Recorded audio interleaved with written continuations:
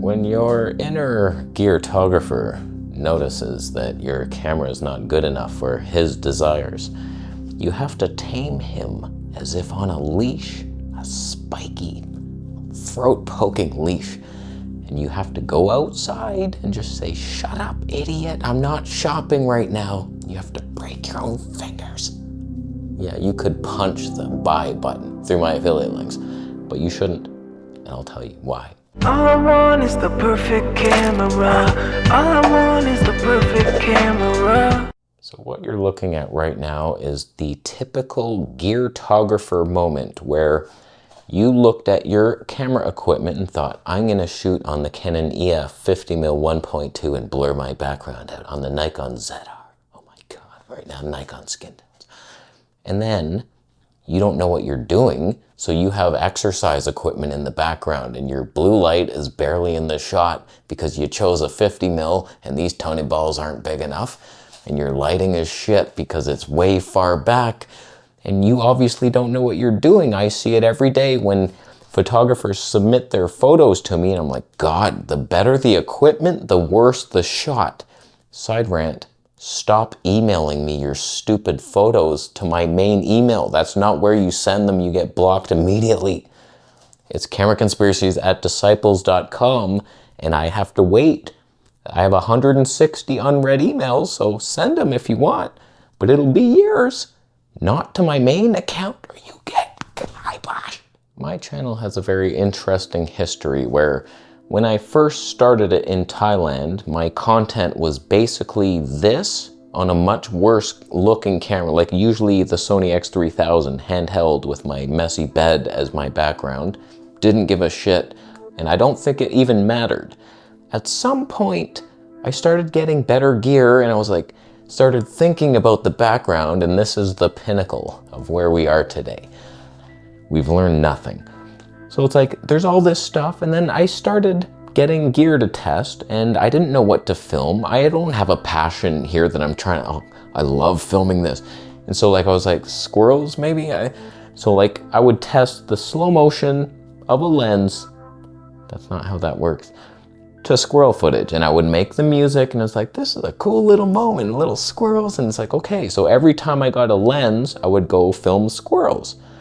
And it was bullshit content, but eventually I graduated to filming humans downtown. Same, just like squirrels, only you don't feed them and don't even look at them. Just pretend you're not there and just steal their life for a moment. Wow. And I started doing that, and that was fun, but no one gave a shit. Let's not pretend that you clicked on those videos more. Whenever I put street in the title, you're like, yeah, whatever, buddy, you're art. Yeah, that's why we're here. You come from the boardroom meetings, I get it. You don't care about my creative abilities or desires. So basically, I moved to the small town, and then there was no longer people to film. I didn't want to go back to squirrels. And so like right now, I'm in this macro phase, kind of, where I'm like bees, I guess. So we graduated to bee footage in 960 frames per second, of course, on the GoPro. So it's like, you are probably in a similar situation where you don't know what to film either. What are any of us filming? All of us YouTubers, like, what do we actually do? People are filming their cars and shit. It's like, oh, look at that, man, it sure is shiny. And they like actually wash it the day before. It's like, okay, and then a bird shits on your ass. That would be my car video, most likely. Just real-time slow motion pigeon shit. But whatever, so like, you don't have anything interesting to film, yet we're all pumping up this industry like, you need this anamorphic autofocusing adapter, bro. And it's like, what are we filming? None of it's cool. So sickening is the video title of this camera, cinematic. Oh my, A7C II cinematic. And it's a 1-minute video, and it's like, wow. Life changed? Mine. It's like, it's not like a movie scene. You know what's fun? Watching a movie, and then there's moments where you're just tingling full body because it resonates so hard with you. You're not paying attention to what it's shot on, even though it's the most beautiful airy couple that you ever seen in your life. It's just these emotional moments, and that's what I try to create with my music to slow motion foot. Oh, the beauty. But like, it has no like structure to it. And you're even worse, you're YouTube douche. But it's not as fun to ask yourself, what should I go film? What do I want to film? It's easier to just look on B&H for used deals. Oh, eBay, that vintage lens. Oh, I bet that has some pop. It's very rare. Radiation elements in there. Imagine the pop on this thing. You're sleeping with radiation. With your Bluetooth earbuds and then a microphone here, and you're breathing in the lens radiation. What, you planning on dying in 12 days? What's wrong with you? It reminds me of a question I got the other day. I enjoy your videos, but you never tell people what camera you would buy. So just come clean. If you were a novice filmmaker, what would you buy in 2026 under $5,000? There's literally nothing you couldn't buy for that budget. So thanks for giving me the top of the executive notch. What would I buy? Like, who cares? Anything. You've seen what I film, and all of us YouTubers, what we film. Cars and frickin' sunsets and close-ups of plants. And sometimes we're lucky enough to have a bug flying by. That's what we do. And God forbid we have a sun peeking behind someone's neck as the grand finale. Like, we're useless on this planet. So you're at, what's the best gear? Which would I recommend? What's the cheapest for the most fun? Is what you gotta ask yourself. What would I recommend? A GoPro, probably. Like, what do you need more? I can't wait to try the interchangeable lens one. You can get some Voigtlander glass on that thing, 960 frames, 3D pop out the yin yang. It excites me. And then what would I film on it though? Not a damn thing. So it's like, and I'm dreaming of these solutions for years.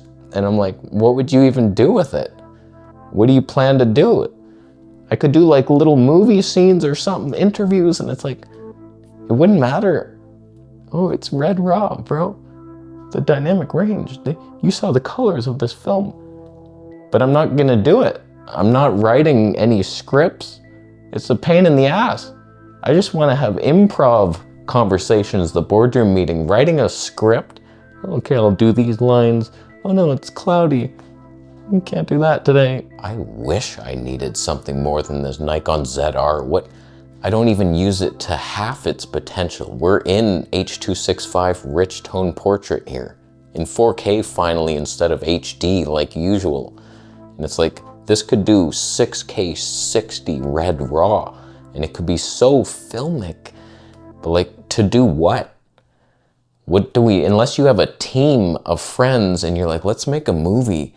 We need something reliable here. And it's like, okay, these file sizes are huge. I got this because it's one of the lightest and cheapest full frame options that still has like glorious raw if you need it. And a giant flippy screen. It was like for vlogging, but the stave let me down so damn hard.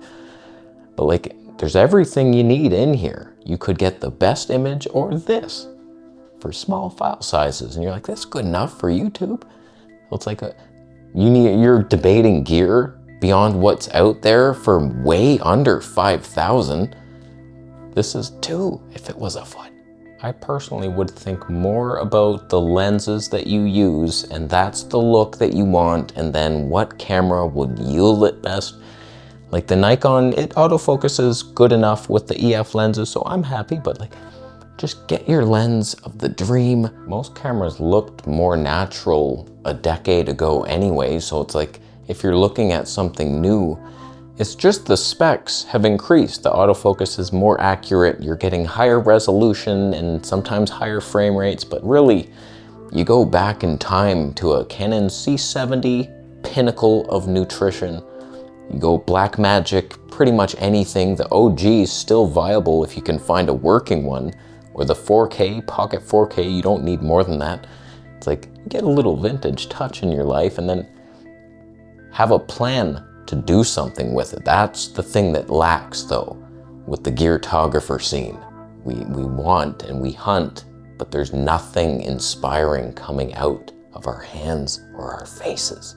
if there comes some like revival moment for us YouTube scrubs where like one of us makes this like short movie scene, but it's like so good and we're just like, whoa, what's that? He actually used his gear. What? And then like the next one follows and we're like, okay, you can actually go out and do something with our cameras. And then you film something, it's like, whoa, he did it too. And then we all start creating little scenes. And eventually we put them all together into a little movie, a community movie. And then we have gear and thoughts. So start planning what your movie should be. Like I desperately want to, and I've said this for years, I want to start making like mock movie trailers. They're just like short, like an unfathomable movie idea that is just a short trailer for it. Like guy lives on the balcony, he never comes in. And there's just like a little scene. I'll give you a sneak peek.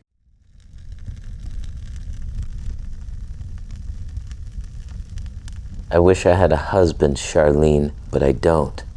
I'm not good enough. I'll never meet a man. Don't say that, Stacy, you're beautiful. What about that guy on your balcony? There's a guy on my balcony? Why didn't you tell me? That sounds terrible. What a safety issue. What do you mean marry him? What does he look like? Go talk to him.